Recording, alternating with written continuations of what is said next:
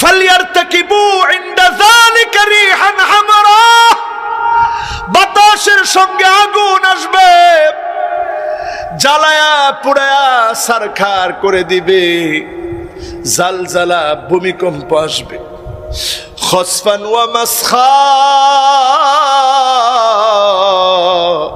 ভূমিধস হবে একের পর এক।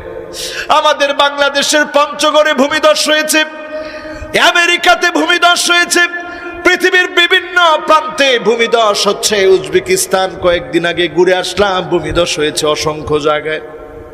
শুরু হয়ে গেছে পৃথিবীব্যাপী, সারা দুনিয়ার মধ্যে একের পর এক আযাব আসছে।